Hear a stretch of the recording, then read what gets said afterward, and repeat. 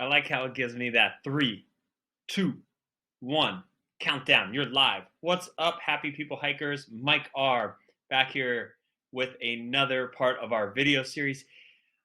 I get to redo a pointless list today that I love redoing. I've done this article once on another site, once on my own website, hashtag 59, and now I'm doing it today in this video. My 10 favorite U.S. national parks.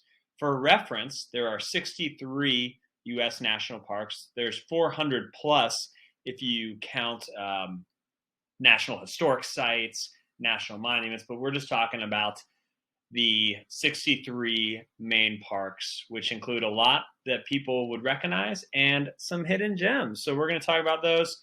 And by the way, did you know that hashtag 59 got its name when my friend Amy and I created it because there was 59 US national parks? Didn't know they were going to add so many. The name stays no matter what. It'd be buying too many URLs all the time. Let's get on to the list. You would not want to know how many different times I've changed or updated this list, but experiences happen. My process in which what I like about a park has evolved since I was younger. Before, I just looked at it as like, how many hikes have I done in the park? And that was it. So here is the top 10 list as it currently stands for my 10 favorite U.S. national parks, along with one of mainly numerous different Native American tribes that are the rightful owners of that land. So number 10, Yosemite with the Ahwahnee land. Big Bend from Texas coming in at number 9, Chisos land. Olympic National Park in Washington State, Quinault land. Number 7, Yellowstone National Park, running into Montana, Idaho, and Wyoming, Crow land. Number 6, Joshua Tree. You knew I was going to put that on there if you saw my last video about the town of Joshua Tree, Mojave land. Number 5, Zion in Utah, the Virgin Anasazi land. Number 4, Death Valley, Timbisha Shoshone land. Number 3, Isle Royale. I looked this pronunciation up. Ojibwe land. It's coming off the tongue a little. No disrespect meant there, but I did have a speech therapist when I was a child, and certain plurals and syllables come off the tongue not as easy for me, but you can see the list of the land there. That is in northern upper Michigan on Lake Superior. Number 2, Rocky Mountain National Park, the Ute land. And number 1, photo here of myself, my wife, and our great friend Kim at it, Grand Canyon, the Havasupai land. So that is the list as it currently stands. Look up some of those parks. We're going to have a list of different places. All of those parks you can hike in, you can do volunteer work in, you can learn about the native tribes and rightful owners of the land. Joshua Tree, you can do rock climbing.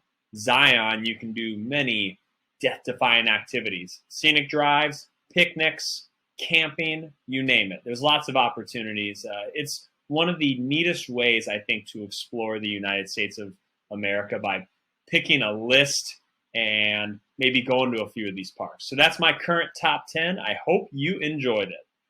And now that I've gone over the top 10 list, I wanted to just throw out a couple different random highlights. Grand Canyon obviously was number 1 on that photo. That is because of a plethora of different ways to explore it, and that I think it's so underrated that it's so many people go there just to take a photo at the South Rim, and there's so many different actual adventures, and there is nothing like hiking to the bottom of the canyon and sleeping under the stars in the Colorado River. I would say it's probably one that is deserving of the hype. Another one deserving of the hype that is pictured here is Zion National Park in Utah. Crowds are crazy there.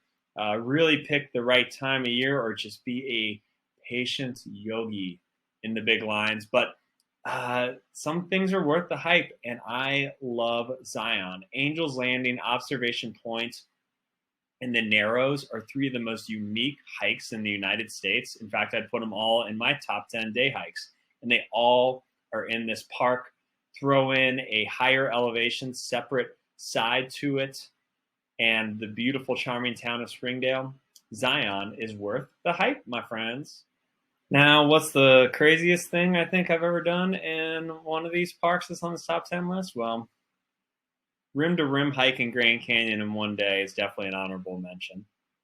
Hiking the Narrows in Zion in the winter in a dry suit with my wife is definitely an honorable mention.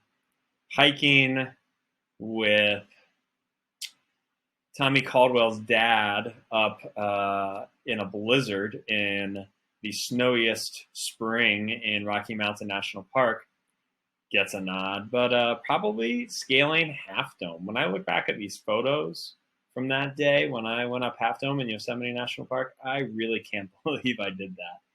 Folks, if you have not been to Yosemite, it is a dream come true. If you're a adrenaline-seeking junkie and you can get a permit to go up Half Dome, and obviously can't be scared of heights, friends, or if you can, you got to be okay with facing your fears, I would put Half Dome as probably the silliest, craziest, adventurous thing I've done in these 10 national parks. And I've done a slew of crazy, silly, stupid adventures in these parks.